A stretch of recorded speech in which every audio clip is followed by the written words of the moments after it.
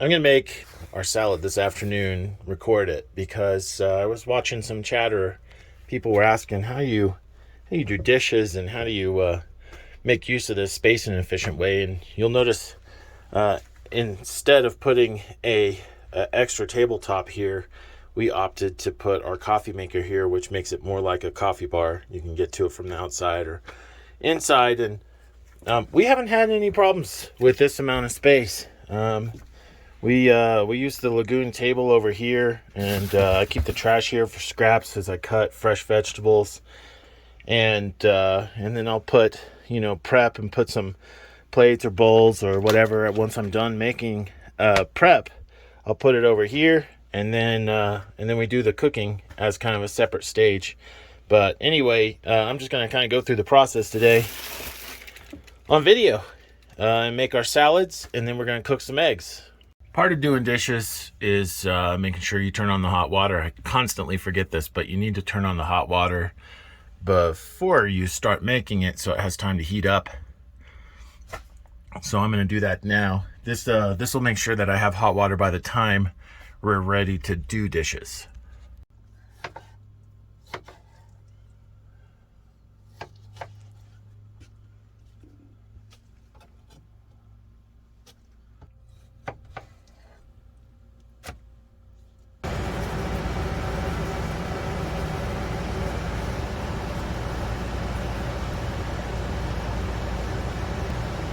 A little red wine vinegar.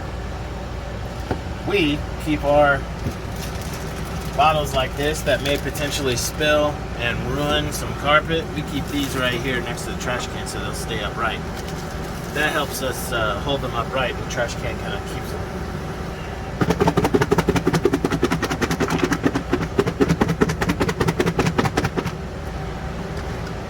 All right, we throw some meat on there and then salad for two. So now I'm going to get into the more controversial topic, and that is the gray tank. I see a lot of advice going out about just dump whatever you want down the gray tank, and we don't follow that. We've been RVing for a long time. We know what happens once the gray tank gets toothpaste and particulates from food, grease, and all that into the plumbing. So it's not always the gray tank, and flushing and treating the gray tank doesn't always help, because once the plumbing ends up with all that stuff, it's almost impossible to get out. Now, you're supposed to have P-traps under your sink that prevents fumes from coming in from the plumbing. But that in RVs is not a reliable protection, because especially in this Coachmen, there's two reasons. One is that the vents that are supposed to allow the P-traps to kind of keep their water, there are these vents that are supposed to allow air only in when water's going down the drain, but ours malfunction. It seems like a lot of people's malfunction, and what happens then is that there's a vacuum created when you dump a lot of water down the sink, which sucks all the water out of the P-traps, which means you start getting fumes from the gray tank. So how we prevent that is we don't use our gray tank. I guess like most other people, we do not put food down our gray tank.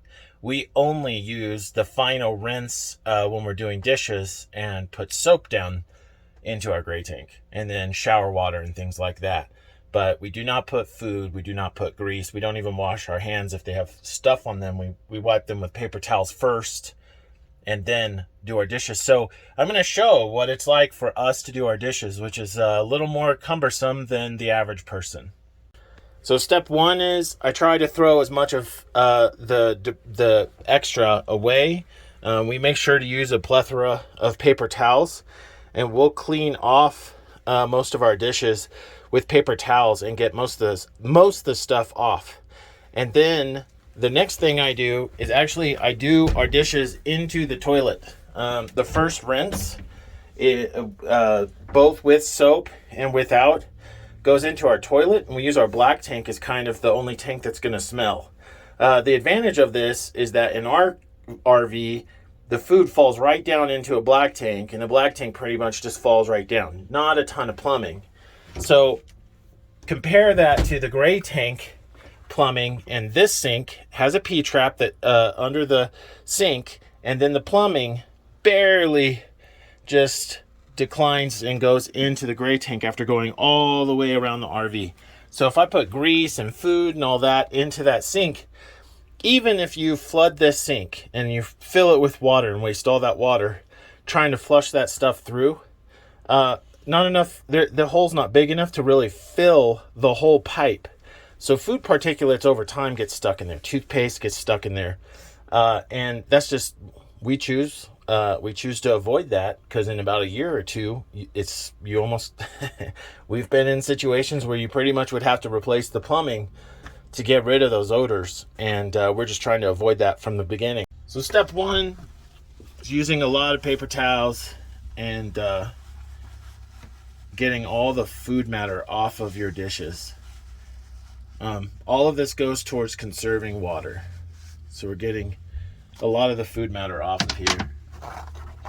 Same procedure with the rest of our dirty dishes. Step two is I get a plentiful amount of soap on the dish, and then if there's still any food particulates, we use toilet. So I'll rinse the first layer of food off into our toilet using the shower faucet. And after this, it's kind of the final rinse with the sink. And once I use the sink for that, we don't mind that going into our gray tank. Okay, and then the third conservation of water strategy is we don't turn our sink all the way on. Just a drip. Sometimes, if I wasn't just cleaning one dish right now, I would close the sink just to kind of keep myself accountable for how much water I am using. Another thing I'll do is if I'm cleaning these cups. So we make shakes, and these had already had the shake mixture cleaned out of them, but I'm going to go ahead and give them their final rinse, and it's just going to be a soap mixture. One way I conserve water doing that is I only turn on a small amount of water, and I let it fill to just a little bit, and you're just trying to not use that much water. And then we scrub it out with a soap mixture, but instead of dumping this soap mixture down into the sink, I'll dump it into the other cup, and I'll use it for that other cup. And I'll go through all the cups, and then all the cups will get a final rinse with just a slow amount of water trickle. But I'll reuse the soap water once we get the particulates out of the cup. So now I'm doing a final rinse. I'm just gonna turn on a tiny bit of water, and I'll close the bottom of this sink just to be aware of how much water. Try and get all our dishes done within about a gallon, maybe two. But also by allowing that water to rest in the sink, I can use that when I'm doing lids and that sort of thing. And it's just, it's basically just soap water.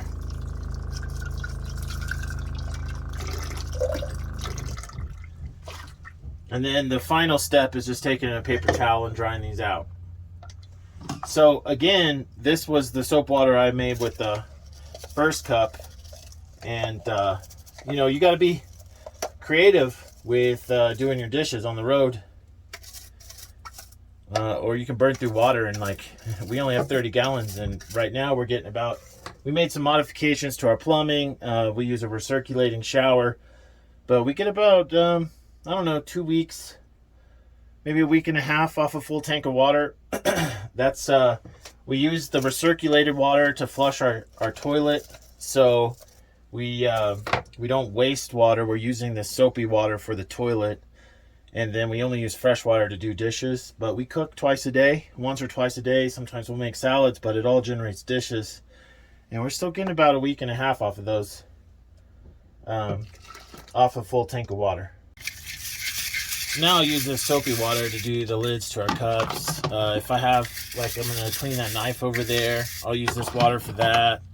And then so that's soap. So this is just rinsing it off. But you see, you got to kind of change how at home, I just have water running into the sink and I'd be using it as much as I want. You can't do that on the road. And you might think, oh, this splatter is a problem, but I'm going to use that soapy water to clean the cabinets. So that pretty much wraps up what I wanted to show. Is just us cooking a meal, using the space, and then also what we go through to do the dishes. I'm not here to tell anybody how they should or shouldn't use their gray tank. I don't know why, but the forums I am on, normally it's a really controversial subject. And I seem to be the outlier because we take special care to keep our gray tank really clean and make sure it doesn't smell. Or more importantly, the plumbing. We make sure the plumbing never gets to smell. And we had a different RV that was plumbed like this one, where the gray tank had a lot of long routes. And you know, it doesn't happen for the first year. It's fine for the first year. It takes a while for it to build up, but towards the end of the first year, things started to get to stinking. And the problem with that is that once that's in there, it doesn't matter how much you treat that tank, the plumbing, it's a wreck. And it's pretty difficult to get enough water through the plumbing to really flush it. So given our experiences, this is what we do. And it's worked really well for a long time. So I hope this helps somebody out. Y'all have a good one.